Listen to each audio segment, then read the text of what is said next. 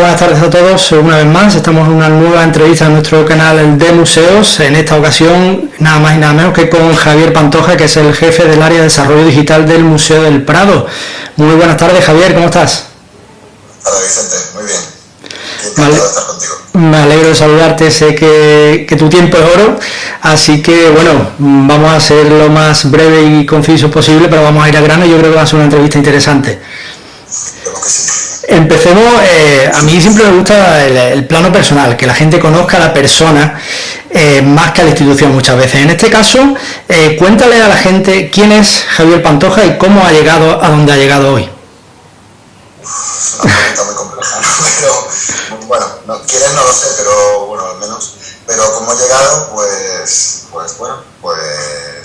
yo estudié Historia del Arte en la Universidad de Granada y bueno, es una historia un poco larga, ¿no? Pero bueno, posteriormente vine aquí a Madrid a hacer un doctorado en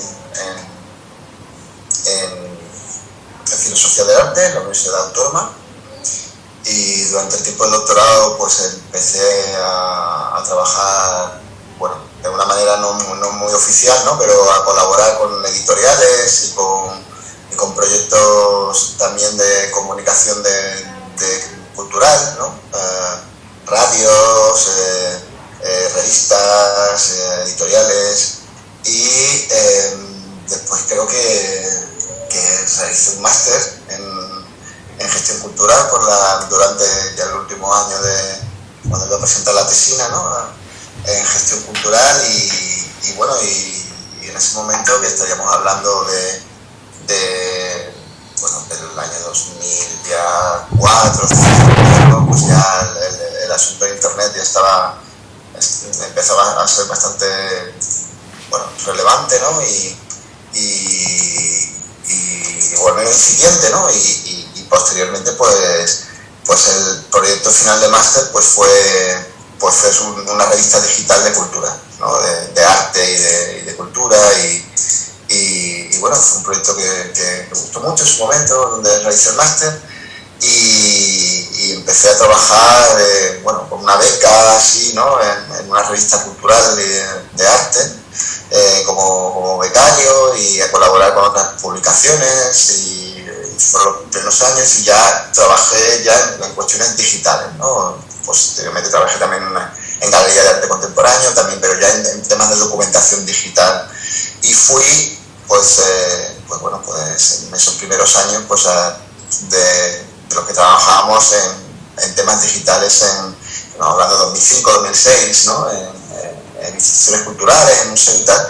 Al principio era como algo muy anecdótico, muy incipiente, muy de visionarios, muy de gente que era como algo epigonal, ¿no? Y tal. Y pues colaboré con varias instituciones culturales, con varios museos, y salió, recuerdo, una plaza, ¿no? Para comunicación digital, o no recuerdo, no estaba muy bien definida, ¿no? El Museo del Prado temporal, ¿no?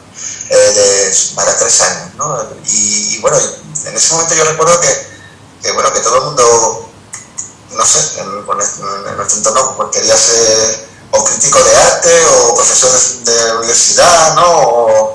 O cualquier cosa así como muy importante, o comisario de exposiciones, ¿no? O algo así, ¿no? Conservador y tal, ¿no?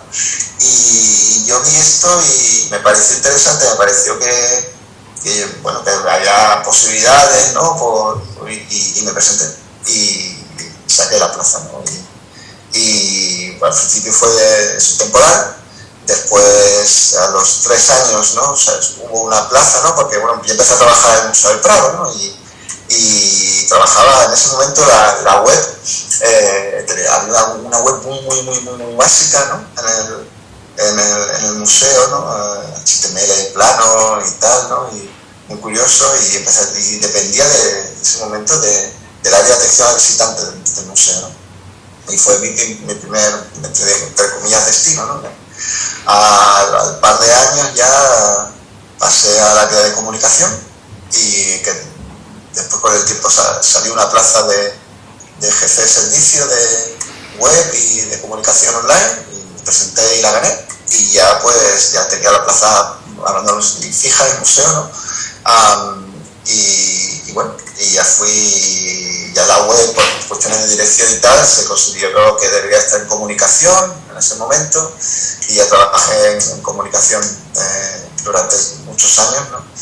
Hasta que, bueno, que el proceso de la importancia de lo digital en el museo, sacamos una web pues a finales de 2010 y tal, y esa web duró unos años, y después ya hasta el lanzamiento de la web actual, que fue en 2016, ¿no?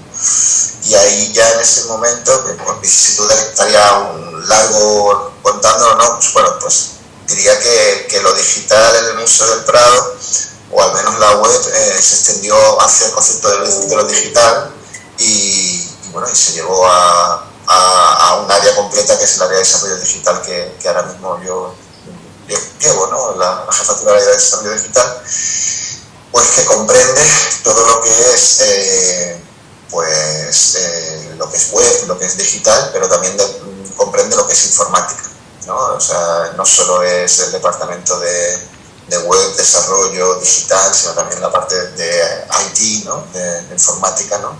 Que también queda bajo este ala con la idea de unificar todo lo que es el proyecto tecnológico o de innovación digital en el museo, ¿no? En el mismo área, ¿no? Es complicado, ¿no? Porque toco muchos temas, ¿no? Desde web hasta, no sé, infraestructura tecnológica, ¿no?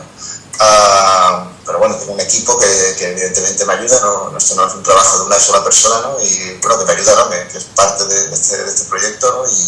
Y así llevamos ya desde 2016. Y bueno, es un departamento evidentemente muy transversal, ¿no? Que debe, bueno, de todas las áreas, ¿no? Y todas las áreas, trabajamos con todas las áreas, las coordinaciones generales del museo y tal, porque bueno, por un lado tenemos una parte pues, muy de informática, de dar servicio a las diferentes unidades del museo desde el punto de vista informático, técnico, pero también de gestión de bases de datos, también de gestión de la propia administración. El museo es un organismo público, es parte de la Administración General del Estado, ¿no? Y también la parte de administración electrónica y de la formación digital, y por otro lado llevar el avance en lo que es, se ha venido llamando últimamente, bueno, no tan últimamente, ¿no? Pero humanidades digitales, ¿no? Y por la parte de web, digital y todas estas cuestiones, ¿no? Y así ha sido un poco el recorrido, ¿no? Han contado... No está mal, no has perdido tiempo, ya veo que lo has aprovechado bastante bien. ¿Y cómo es el momento en el que cruzas la puerta de ese primer día en el trabajo y te das cuenta, o no tiene por qué necesariamente ser el primer día, te das cuenta que estás trabajando en la élite del mundo cultural? ¿Cómo es aquel momento que tú dices, wow, he llegado? Bueno, no sé, no, creo que no tengo esa sensación, francamente. Tengo la sensación, bueno, por supuesto, el Museo del Prado impresiona mucho, ¿no? Y es una de las instituciones culturales más importantes de España, ¿no? Y impresiona muchísimo, ¿no? Pero bueno, yo como entré de una manera, como voy a decirlo así, como para un tema como que era algo como muy raro, ¿no? Que era lo digital, lo web y tal, ¿no? Que era como algo como, bueno, pues que era lo moderno, pero que a nadie al principio interesaba muy poco, ¿no? Como algo anecdótico. Yo entré como muy normal, ¿no? Sin nada de gran pretensión, ¿no? Supongo que si hubiese entrado como restaurador o como conservador, ¿no? Pues sería otra cosa, ¿no? Pero en mi caso no, como tengo compañeros, ¿no? Pero en mi caso fue como algo, y después como ha sido un trabajo, ¿no? De verlo crecer, ¿no? Y de verlo y ver cómo lo digital o todo lo que hemos hecho durante estos años ha adquirido una relevancia, una importancia, ¿no? Simplemente, ¿no? Pues sí que no, quizás es ahora con el paso del tiempo como cuando que reflexiono a veces de cómo no me di cuenta dónde estaba cuando entré, ¿no? O sea, pero en el momento, hombre, evidentemente era el Prado, ¿no? Pero bueno, venía a hacer una cosa concreta y tal, y después ha sido el trabajo de día tras día de todos estos años el que te da como cierta perspectiva, ¿no? También, ¿no? Pero bueno, también como es una institución tan, voy a decirlo así, tan tan relevante, ¿no? Pero tan importante, pero a la vez tan dinámica, ¿no? Aunque parece que no, pero sí, sí, porque cuando o sea, no, conozco ya muchas instituciones museísticas y tal, ¿no? Y el Prado siempre te exige más, te pide más, ¿no? Y tiene un nivel de exigencia y también de exposición muy alto, ¿no? Para lo bueno y para lo malo, evidentemente, ¿no? Entonces, pues bueno, uno lo va tomando como algo que intentas hacer bien tu trabajo, intentas llevar, bueno, te debes a la institución en la que trabajas, por supuesto, y con los años sí que dices, no por darte importancia, sino al contrario, sino como decir, Dios mío, como cuando entré, ¿cómo pude entrar, no? ¿Cómo pude hacer, no? Sí, es al revés, ¿no? O sea, bueno, también cuando supongo que eres más joven, eres más sanamente irresponsable, ¿no? No piensas en eso, ¿sí? No piensas en eso, ¿no? Y eso también te da mucho impulso también, porque, bueno, haces cosas que ahora, ¿no? Bueno, ahora evidentemente tengo más responsabilidad y cuando entré mucha más, ¿no? Pero bueno, ahora ya con los años ya uno a veces dice, uy, ¿sabes? Pero por lo que el peso, ¿no? Eso sí lo he contado muchas veces, ¿no? El logo del Prado, la marca Prado pesa mucho, ¿no? Como acabo de decir antes, ¿no? Y bueno, el peso de la institución, el peso de más de 200 años de historia, ¿no? Son 203 años que acabamos de hacer.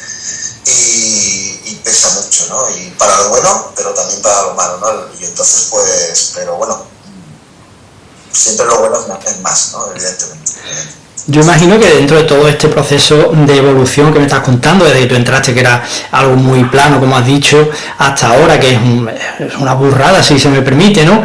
La dimensión que está tomando todo este tema, corrígeme si me equivoco, supongo que durante la pandemia fue un paso de gigante, ¿no? El que tuvisteis que dar, porque la gente no podía salir de casa, pero claro, el museo tiene que seguir siendo museo y tiene que seguir sirviendo a toda la gente que no puede salir de casa, ¿no? Entonces, ¿cuáles fueron esas medidas tan especiales que se tomaron durante la pandemia? ¿Cómo ha servido ese proceso de aprendizaje? ¿Y qué es lo que se ha quedado? ¿Qué es lo que llegó para quedarse? Bien, bueno, yo creo que hay que hacer una reflexión previa al tema de la pandemia, ¿no? Porque claro, ahora la pandemia la tenemos ahí como muy cercana y empezamos a tener la justa distancia para ver lo que ha podido pasar y lo que no ha podido pasar con la pandemia, ¿no? El tema digital, ¿no? Yo recuerdo que la primera conferencia o charla que me pidieron tras la pandemia fue en septiembre. O sea, habíamos terminado el primer confinamiento, creo que era finales de mayo, ¿no? Y en septiembre ya me estaban pidiendo un análisis, ¿no? De cómo era la situación de la pandemia. Y yo decía, bueno, pues no sé, la estamos viviendo, vamos a empezar la segunda ola, o no recuerdo, ¿no? Entonces era muy complicado en ese momento, y recuerdo que también me pidieron un texto, ¿no? Para explicar qué había pasado durante esos meses de pandemia, y yo fui incapaz, ¿no? De escribir unas líneas porque lo tenía tan cercano y todavía estábamos como destilando un poco, y después vino la segunda, la tercera, la cuarta ola, ¿no? Y después llegamos a que llamamos hasta Filomena, ¿no? Que también es una reflexión que haré, ¿no? Pero todavía lo teníamos todo muy cerca, ¿no? Vamos a ver, la pandemia supuso un punto de inflexión, sí y no. Por ejemplo, en el caso del Prado, había mucho trabajo digital hecho antes ya. Parece que cuando se habla de la pandemia se cuenta a veces que parece que no hay nada antes de la pandemia en digital, y no. Creo que al menos lo que puedo hablar, que es el museo, ¿no? Del Prado, había mucho trabajo digital antes, ¿no? Entonces había una web tremendamente potente, ¿no? Como la que tenemos ahora, una web con muchísimos contenidos, una web con una colección online muy potente, una web ya en ese momento con más de 18.000 obras en la colección, con proyectos muy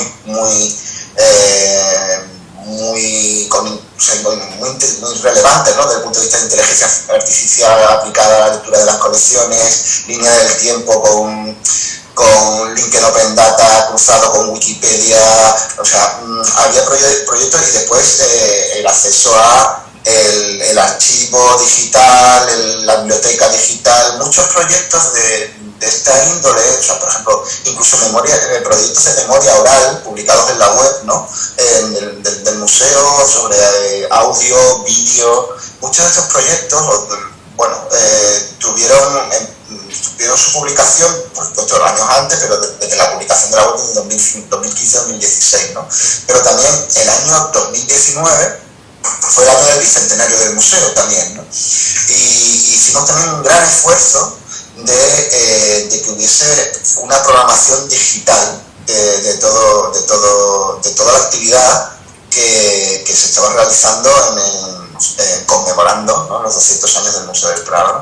Y como te comentaba, pues eso, hubo proyectos de memoria oral, de entrevistas a antiguos trabajadores del museo, a personalidades que habían tenido relación con el museo, en vídeo, proyectos con Radio Televisión Española de publicación de vídeos que tenían relación o con el archivo, o la Filmoteca Nacional de todo el nodo, ¿no?, con películas que habían tenido relación con el museo, la publicación de la biblioteca, del archivo, todo eso se hizo en 2018-2019. ¿Qué ocurre? Cuando llega la pandemia, el museo, humildemente, permíteme que lo diga, estaba muy bien pertrechado, ¿no?, para afrontar una vida digital, ¿no? Porque teníamos una cantidad de contenidos increíble publicado en la web, ¿no? Y contenidos que a lo mejor el usuario normal, incluso el usuario interesado, no es consciente de que estén publicados, ¿no? Porque la web del Prado es mucho más inmensa, ¿no?, de lo que podemos imaginar, porque está muy dirigida, ¿no?, a grandes momentos, ¿no?, de una exposición, una actividad y tal, pero si buceas, navegas y entras, es una web muy densa, ¿no? Se juntó eso, o sea, esa gran colección de contenidos, ¿no?, discurso de contenidos, con voy a decirlo así, una actividad muy potente en redes sociales que tenemos en el museo, ¿vale? ¿Qué ocurrió? Y esto es una reflexión también a tener en cuenta. O sea, cuando el museo se cierra, que se cierra, creo que porque se declara el estado de alarma, ¿no?, y se cierra el museo, el cierre del museo se retransmite por Twitter, en directo.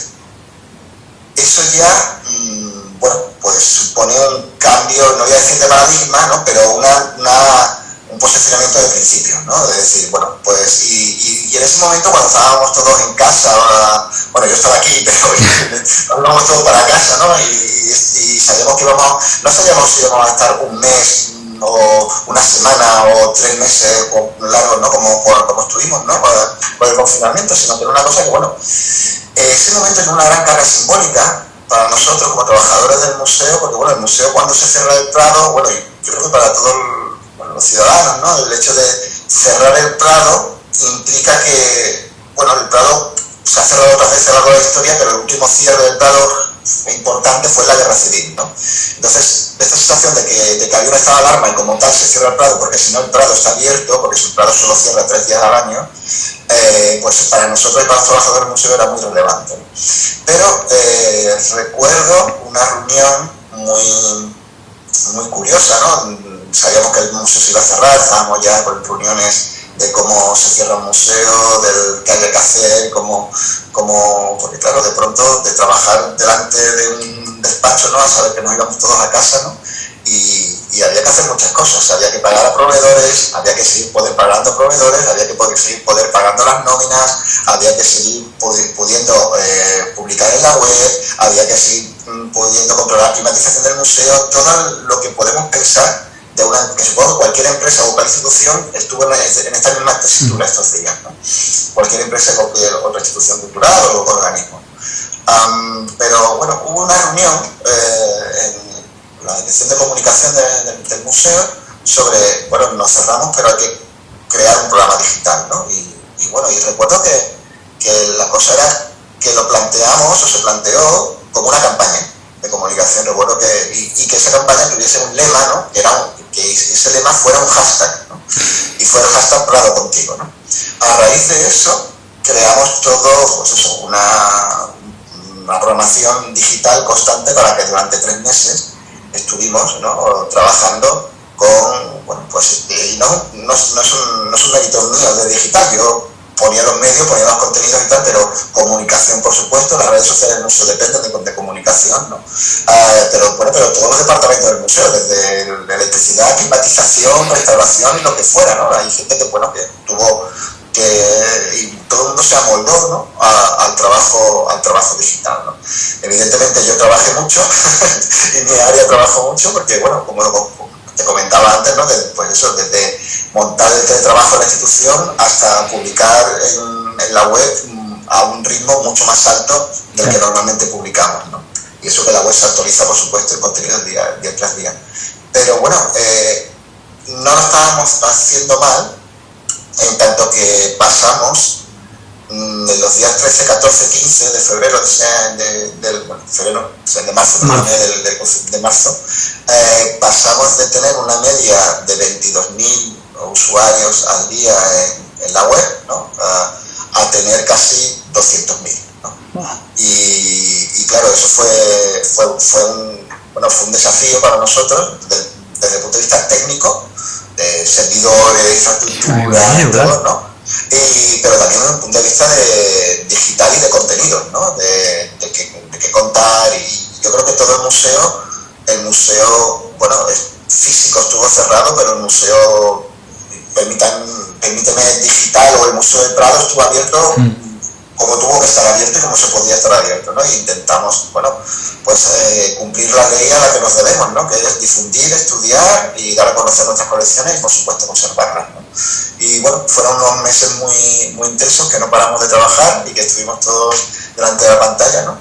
Como cualquier otra empresa o cualquier otra institución, supongo, cualquier otro organismo, pero sí se notó. Entonces, cuento todo esto porque para hacer ver que no fue una cosa de un día para otro, desde luego, por supuesto que se cierre, ¿no? Pero que había mucho trabajo detrás, y después fue el esfuerzo enorme de sacar y reducir todo este contenido que había, de comunicarlo en redes, de hacer directos, de hacer directos desde casa con obras que estaban en pantalla, no en presencial, ¿no? O sea, en presencial, ¿no? O sea, un gran esfuerzo, y buscar todo tipo de, voy a decirlo así, de colaboración, de transversalidad con otras instituciones, con otros, para intentar llegar a hacer un mensaje a una ciudadanía que estábamos todos, pues yo creo que la cultura hizo un gran esfuerzo y estuvo a la altura en esos meses, ¿no? No sé si después la sociedad es consciente de ello, pero creo que todos vimos muchas series, todos vimos mucho internet, todos vimos muchas cosas en redes y tal, y bueno, no deja de ser cultura, ¿no? De una manera u otra. ¿Y fue ahí cuando surgió la idea de el metaverso, el Prado en el metaverso? No, bueno, el Prado en el metaverso es una cuestión que siempre está ahí latente, ¿no? Y que está contemplando el Prado entrar en el metaverso, o sea, porque bueno, igual que entramos en redes sociales, muchísimo antes del confinamiento, ¿no? Llevamos años ya, 10 años más por lo menos, ¿no? En Twitter, en Facebook, en Instagram también, ¿no? Por supuesto, ahora con TikTok, ¿no? Que también tenemos una línea de trabajo y tal. Y el Prado del metaverso, vamos a ver, si no es una cuestión, creo yo, ¿no? Y es una reflexión que aquí nos hacemos mucho, ¿no? De dónde entrar y dónde no entrar. Si no hay cuestiones en las que tú vas a pasar por ahí sí o sí, ¿no? La cuestión es cómo, cuándo, por qué y para qué. Sobre todo, más bien, para qué, ¿no? De todo esto, ¿no? Entonces, todavía el para qué lo estamos viendo, ¿no? Y cómo, pero tarde o temprano estoy convencido que se entrará, ¿no? O sea, pues eso, igual que supongo que hace 20 años nadie entendería que el Prado, no sé, estuviese en una web tan potente como la de ahora, o hace 25 años, y ahora pues es algo básico, ¿no? O hace 10 redes sociales, o 12 años redes sociales y tal. Y bueno, pues hemos ido yendo y hemos intentado ser el Prado, o ser lo que consideramos aquí a nivel interno, las diferentes direcciones de aquí en el museo, a nivel interno, lo que considera que es el Prado, y lo que el Prado, y lo que la ciudadanía los visitantes, nuestros usuarios le piden al Prado, ¿no? Evidentemente. Y hablando de esa densidad de contenidos que estabas explicando antes, ¿crees que es un peligro la sobreinformación? Es decir, tú entras en la página del Prado buscando algo en concreto y de ahí te lleva a otra cosa, que te lleva a otra cosa, que te lleva a otra cosa, y al final te despistas de lo que querías buscar y ya ni te acuerdas de lo que era, porque es que yo he entrado, es tantísima la información, es increíble lo que hay ahí. Entonces yo no sé si eso es un peligro también porque bueno, un profesional supongo que va directamente a lo que necesita y sabe perfectamente, pero para un visitante, digamos, profano, que entra 3-4 veces al año a lo mejor, ¿es un peligro toda esa sobreinformación? Vamos a ver, yo creo que esto es como todo. ¿Es un peligro tener un coche que corre a 140? Pues depende. Hombre, a 140 primero ya es ilegal, ¿no? Pero bueno, vamos a decir que corre a 120, ¿no? Pues depende. Pues si no tienes carnet, pues sí, desde luego es ilegal y es un peligro. Y si estás empezando a conducir, pues a lo mejor hay que ir a 80 o a 90 y por supuesto respetando las leyes de tráfico, ¿no? Y todo esto, ¿no? Vamos a ver, es muy difícil abstraerse del medio, ¿no? El medio, que es Internet, es un medio de una de las patas de Internet, es la hipertextualidad, ¿no? El hecho de que tú en un texto lances a otro, vayas a otro y tal. Eso bueno, que la hipertextualidad nos ha llevado no solo a la hipertextualidad en texto, ¿no? Sino a la hipertextualidad en otros formatos de comunicación, ya sean redes sociales, ya sean audiovisuales, ya todo lleva algo que no lleva algo y que se relaciona con algo, ¿no? Creando grandes redes, ¿no? O grandes secuencias, ¿no? O recorridos, ¿no? de información y de conocimiento, ¿no? ¿Qué ocurre? Que sí que nos pasa que también estamos en una sociedad, esto es muy de sociología, muy Bauman, ¿no? Muy líquida, ¿no? En el sentido de que todo parece que fluye y que, bueno, ya se habla de sociedad gaseosa, ¿no? Pero porque ya es todo como... Pero que sí que es cierto que no tienes una ruta trazada, ¿no? En la que uno antes leía un libro, como mucho tomaban 2 o 3 las notas a pie de página, te llevaban a otro libro que tenías que ir a buscar a la biblioteca, si tenías suerte te lo podías comprar, y como mucho en una semana, si eras estudiante, habías consultado pues 10 referencias, 12 físicas, ¿no? Ahora en un solo artículo puedes consultar 200 y ya no sabes ni qué estás leyéndote, ni qué estás... ¿qué tal? Bueno, evidentemente hay un gran peligro ahí, pero por otro lado, ese peligro yo creo que esta es una grandísima oportunidad, ¿no? De romper un poco la jerarquía del control del contenido, ¿no? Y yo te voy a contar esto y esta es la verdad, no, yo te voy a contar esto, ¿no? Y yo te voy a contar las referencias y tú ya vas buscando y vas viendo y vas te puedo dar información y ver qué te interesa o qué opinión tienes más de una cosa o de otra, ¿no? Y por otro lado también es necesario entender que aquí estamos en una sociedad hipertextual, por supuesto, pero hiperconectada. Tener mayor relaciones con otros contenidos, vas a tener menos conocimiento. No es tanto el número de relaciones, sino el tipo de contenido al que te relacionas. Nosotros en el Prado intentamos siempre relacionar contenidos que nos resultan relevantes o que queremos que aportan, ¿no? Que aportan valor, que aportan conocimiento y tal. Claro, no, porque, bueno, de cierta manera eres un tipo de prescriptor, ¿no? Pero, por supuesto que es importante tener ese control por parte del usuario, ¿no? Y ese control por parte de la institución que lo mueve, ¿no? Evidentemente. Javier, no te quiero quitar más tiempo, simplemente hacerte una última pregunta porque me parece que es un tema de actualidad acerca de estos ataques que se están sufriendo en los museos últimamente. No hace mucho, desgraciadamente, el Prado fue protagonista y se hizo una declaración por parte de los directores de los grandes museos a nivel mundial. Me gustaría saber tu opinión, quizás no como trabajador del Prado, sino como historiador del arte. ¿Qué podríamos hacer para evitar, si es que podríamos evitarlo? ¿Y qué opinas de todo lo que está pasando en el mundo hoy en día? Bueno, me resulta complicado, ¿verdad? Porque claro, estoy aquí como trabajador del museo, ¿no? Como estoy ahí como estudiador de arte, bueno, en fin, yo creo que hay protestas que pueden ser lícitas en su fundamentación y en el objetivo, ¿no? Incluso, ¿no? pero bueno, que en este caso, en el caso de los museos, ponen en peligro, ¿no?, el patrimonio, y es un patrimonio de todos, ¿no? Y es parte de nuestra historia, buena, mala, regular, pero es lo que hemos tenido, y aquí nos dedicamos a conservarlo, a estudiarlo y a difundirlo, ¿no? Es complicado, ¿no? Porque bueno, el museo hace un par de años hizo una campaña, ¿no?, sobre el cambio climático, utilizando las obras del Prado, ¿no?, la laguna Estigia seca de Patinir, ¿no?, y tal, concienciando sobre el 1,5 grados, ¿no? Y bueno, pues es una pena pensar que tiene más relevancia o más trascendencia una protesta de este tipo que pone en riesgo el patrimonio que lo otro, ¿no? Lo otro también tiene mucha relevancia, ¿no? Pero creemos que, al menos del museo, y así nos lo hemos demostrado trabajando en ello, nos gusta trabajar más culturalmente en ese tipo de reivindicación, ¿no? De decir, mira, pues si hay que hablar sobre el cambio climático, pues vamos a hacerlo de esta manera, ¿no? O de tal manera. Más allá de eso, poco puedo decir, es decir,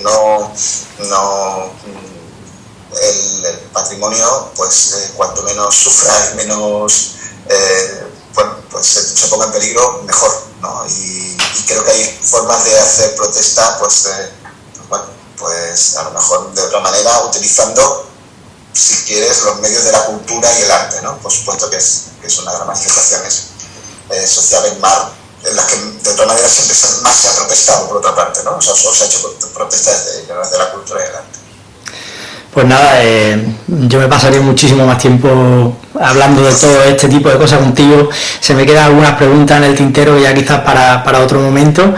Desearte toda la suerte del mundo, que sigas haciendo ese gran trabajo que estás haciendo, Javier, y gracias. Muchísimas gracias por atendernos y un abrazo. Muchas gracias. Muchas gracias, Vicente, un placer, y que sigas bien con tu proyecto, y un placer hablar contigo y echar este rato tan agradable. Muchas gracias. Hasta ahora. Gracias.